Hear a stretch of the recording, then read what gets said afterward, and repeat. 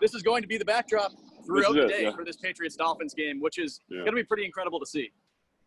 Yeah, and Patriots obviously are hoping that this Week 1 game goes a little bit differently from last year's Week 17 matchup against the Miami Dolphins. Both teams look quite a bit differently heading into this game.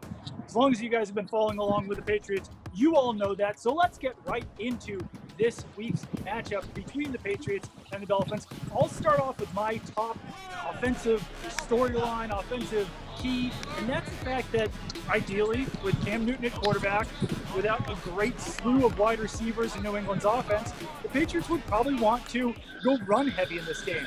But Damian Harris is on injured reserve. Sony Michel recently came off the physically unable to perform list. James White and Rex Burkhead are still there, but they're not really the early down backs the Patriots usually like to use. But if the Patriots go a little bit more pass heavy in this game, they might not have the wide receivers that they need to do that, and they might not yet be on the same page as Cam Newton. Obviously, you've got Julian Edelman at the top there, but under that, you've got N'Keal Harry, you've got Damian Byrd, you've got Jacoby Myers, some young tight ends. I think that in this game, the Patriots probably will utilize their running backs pretty heavily in the passing game.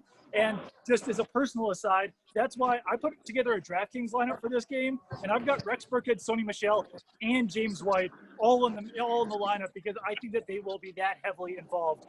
Zach, what's your top offensive storyline in this game?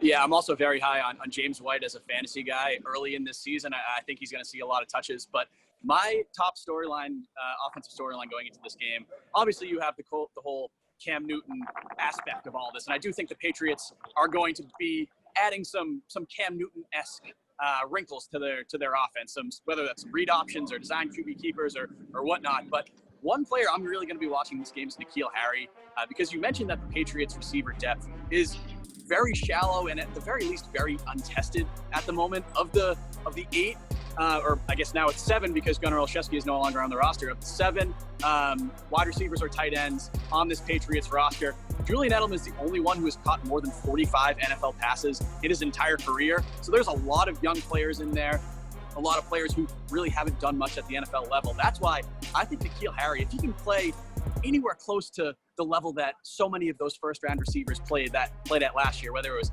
A.J. Brown or Terry McLaurin or any of those guys that really stood out while N'Keal Harry struggled last season, that's going to do wonders for this offense and make this offense